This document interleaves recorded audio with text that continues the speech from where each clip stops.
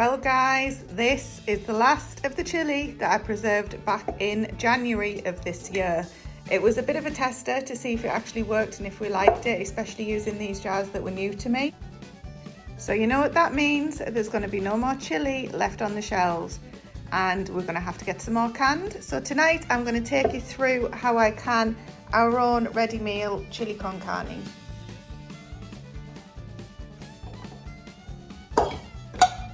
Ooh, that was a good pop.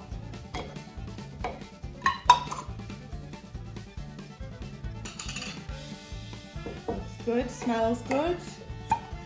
Good seal on that one as well.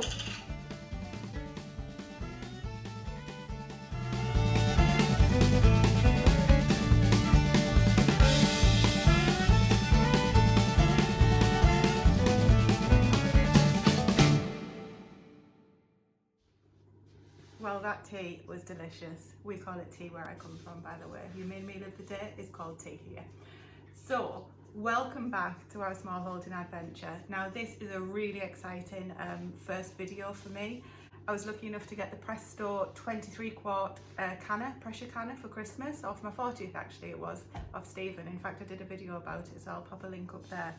And I've been practicing and doing bits and pieces with it, and we've just got an outdoor burner so I can get canning outside because we can't do it on the Aga here.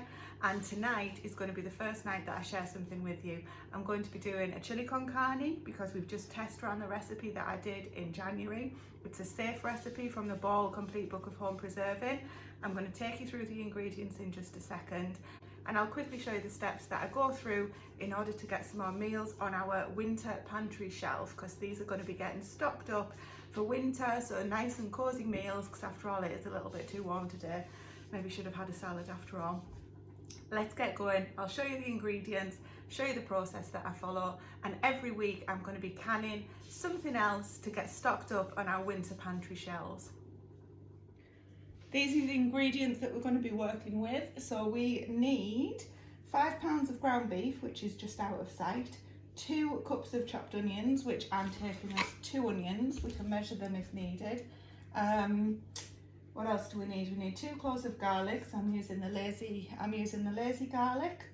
We need 6 cups of canned tomatoes with juice. So I'm in the UK and we don't really work in cups, so 6 cups equivalent. I'll work that out as we're going along. Half a cup of chili powder it calls for, but what I've replaced that with is 2 teaspoons of cayenne pepper, 4.5 teaspoons of salt, 1 red chilli if you have red chilli. I don't. I've got a tiny little bit left from our own grown chilies, so I'm just going to put 1.5 teaspoons of chili flakes in, and then 2 teaspoons of cumin and 2 teaspoons of dried basil, which are these guys here. All of that's going to get cooked up. Essentially cook it down for about 20 minutes in the pan, and then we're going to process it in the pressure canner. The other ingredient is a little bit of tomato puree. Now you can leave that out if you don't want it. The recipe doesn't call for it. I like to add it in because I like the extra tomato flavour. Whew, let's get to it. So first up, I'm going to get the meat cooked off. Now this is a very, very lean meat, so there shouldn't be much fat to drain off for it, but cook your meat up. So I'm using a mixture of ground beef and ground pork. If there is any fat, I'll be sure to drain it off, so you guys do the same. Then return it to the pan and add your onions in and get that browned off, and then I'll come back and show you the rest. I'm actually not going to be using any oil today. The meat is just going to brown off in this pan. I think this is a 5 or a 6 litre Dutch oven pan. So I'm going to get this on the Aga and get the meat starting to brown off on that. That's produced quite a lot of liquid. It's not fat and there's a lot of flavour in there, but I am going to drain it off just because that's what the recipe calls for. You will get flavour from all of the other spices and things, so it still tastes absolutely delicious. But because we're wanting to follow the recipe exactly, because it's safe practice, this time round I am going to drain that off. Move this over to the cooler place because it was getting a little bit too bubbly, and I'm measuring in 2 cups, which I think is going to be exactly 2 cups of onions, sorry, which I think is going to be exactly the 2 onions that I've diced up. Then these can just cook off with this and we'll get the rest of the ingredients added too. Perfect.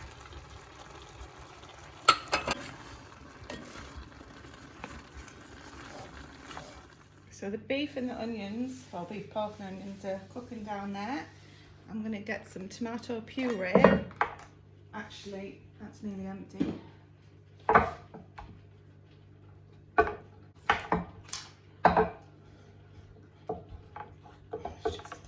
Waste not, want not, eh? I'm going to add a little squirt of tomato puree in. Now, the recipe doesn't call for this. It's perfectly fine to add. If you don't want to, just leave it out. Okay, now we're going to add 2 cloves of garlic, so I'll be quite liberal with that.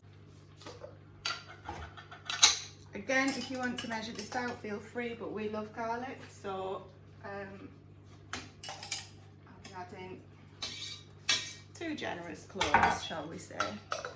Next is the two teaspoons of cayenne pepper. Just sprinkle that over.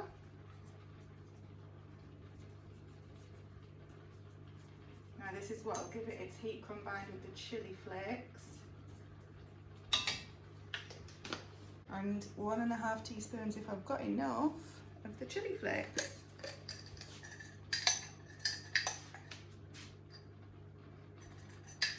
And that's it. Out of chilli for this year until they grow. 2 teaspoons of basil.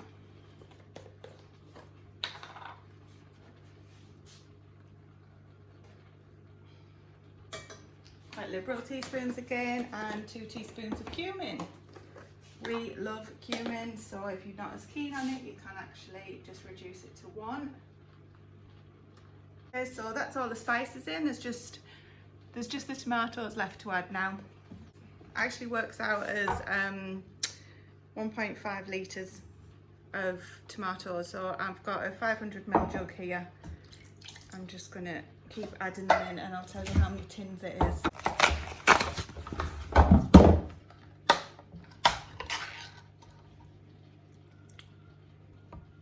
Okay, so there's 1/2 litre. Wowzers. So our tins here in the UK are 400 grams and I've used 4.5 tins of chopped tomatoes. Again, on a normal day, I will just pop the extra tomatoes in normally, but today I'm following the recipe and they can just go for breakfast in the morning. So you could rinse these out with a little bit of water if you wanted to, but again, I'm just going to stick exactly to what I'm supposed to be doing. This now I'm going to give a big stir and then I'm just going to leave it for as long as you want really, so it can just slow cook for as long as you want. So this burner here is the equivalent of a slow cook. So I'm going to go outside, get the jars ready, get the can ready and all of that, but it needs a minimum of 20 minutes after it's come to the boil, 20 minutes to simmer now. So I'll leave it for as long as I need it and I'll meet you back here in a second for you guys. Outside, the canner has 3 quarts of water, so about 2.8 litres of water. There's actually a line in here that tells you where to fill it up to. And this is the Camp Chef stove that I'm going to be canning on, and there's a thermometer in there because I just want to raise the water temperature to about 80 something, 80 odd degrees, just so I'm placing the jars into warm water so there's no thermal shock there for them. And then I'll show you what the next steps are. So I'm just going to pop this on to slowly come up to temperature whilst I go and get the filling into the jars. So that's outside warming up now. It's actually, I've got my notes here, 82 degrees centigrade or 180 degrees Fahrenheit that you can bring the water up to. So that'll slowly be coming up to that temperature now. I've put the lid on the canner so that the steam doesn't all evaporate and then you've got too little water left in the canner for it to be able to do its thing. So you must have your 3 quarts in there when you come to do the canning. And this has been bubbling away since. So now I've got my clean jars that are heating up on the Aga, and the lids are all here that have all been cleaned as well. Fresh lids, of course, brand new lids. They're actually brand new jars. And now I'm going to bring the hot pot over to my work counter and I'm going to ladle or scoop actually, because I can't find my funnel, into the jars and leave 1 inch headspace at the top. Make sure that I debubble them and then check the headspace so that there's no air bubbles in there. And then I will wipe around the rim with a vinegar soaked cloth to make sure there's no grease or anything before I pop the lids on. And then the screw bands, finger tight. and then we'll dash them over, safely of course, to the canner that's just waiting patiently outside. This recipe says that it'll do 6 pint jars or 6 500ml jars. I've got 8 prepared just in case. I would double the recipe up, but just not this time, not yet. Because that would mean double stacking the canner, and I've actually never done that before. So what's going to work here, Buster?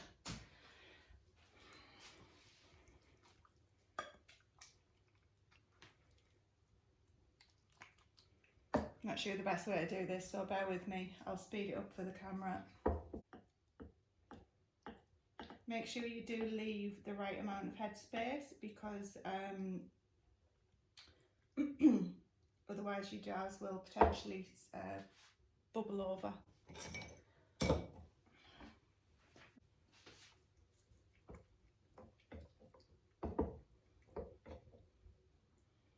Make sure that I clean this completely. Actually going to take around the insides a bit as well, because it's quite dirty.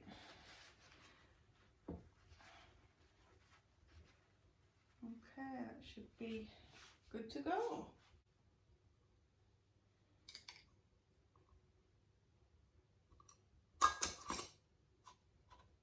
Finger tight.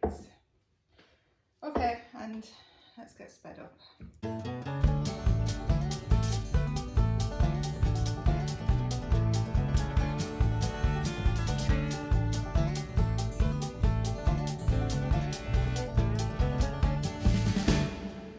The water in the canner is just about up to 80 degrees, so it's nice and warm for these hot jars to go in.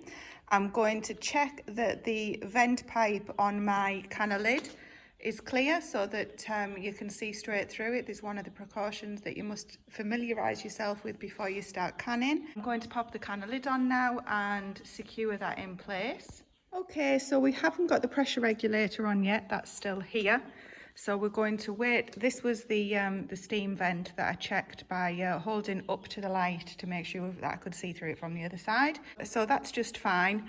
The heat is on just as it was. And now we're going to wait for this to come to the boil, and steam will start coming through this vent here. When it comes out consistently, we'll set our timer to 10 minutes, and then that will exhaust all of the air that's in the pressure canner, and we'll be ready to pop our regulator on to start the pressure rising to get to 11 psi, which is what I can here at my altitude. Obviously you need to verify what your pressure canning altitude is for your sea level. Okay, as you can hopefully see on the camera, there is continuous steam being vented from the pipe.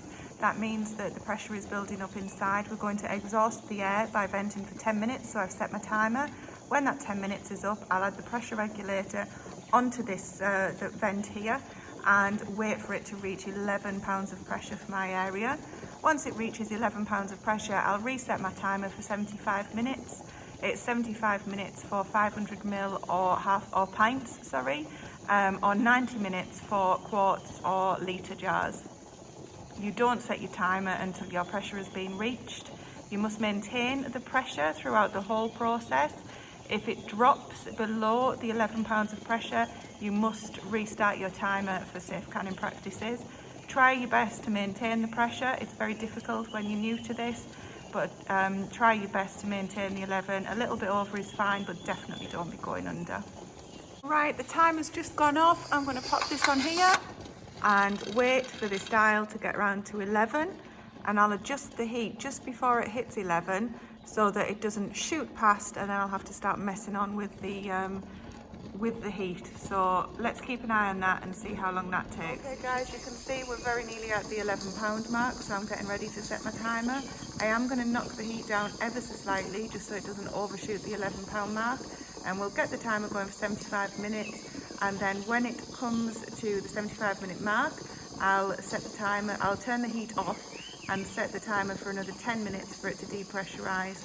Is that even a word? For the pressure to go, you know what I mean, out of the canner before I even think about doing anything with it. Well, that's it. The 75 minutes is up, and boy, am I pleased with this Camp Chef Explorer. It's been fantastic to maintain the pressure at 11 or 12 psi the whole time. I usually really struggle, but not this time. So now I'm going to turn the heat off because the canner can come back down to 0 pressure on its own accord. Don't touch it until it's at 0 pressure. You'll be able to tell that from the gauge, but also from the safety button on the back, which will have popped back down. Once it's reached 0 pressure, you can take the lid off, turn it away from yourself so you don't burn yourself, and carefully take your cans out. Don't touch your cans for 12 to 24 hours, where you can test the seal after that. Wow, how fantastic. We have 7 jars that recipe made up for me. It did claim it would only make 6, and to be fair, if you look at the lids on these, can you see the difference?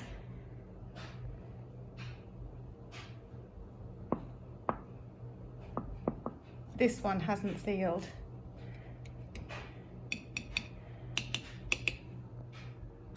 Can you hear the difference? Okay, so pressing that down and getting a pop is not a good sign. Pressing that down and not getting a pop is a good sign. Hearing the high pitch is good. Hearing the low pitch, the thud, is not good. So out of 7 jars, the only one that didn't seal was this one. Now, your options are, you can reprocess it. I'm not going to do that for just 1 jar. You can eat it. You can put it in the fridge for a good few days and it'll keep. If you do reprocess them, say you've got another batch on the go, you need to do it within 24 hours with a new lid. As long as the jar's intact with no chips or bad bits in the cracks or anything in the jar, you can just leave it in the jar it's in and just replace the lid. But you must do that within 24 hours. All of these other guys here, I'm going to get labelled up with the date and the contents, get them on the shelves. And this, your other option, is to freeze. You can just tip it into a freezable container. In fact, you can freeze it in these jars because these jars are freeze safe, but you must check your own, obviously, and just pop it into the freezer. So there you go, guys. That is 6 jars of chili for my winter pantry.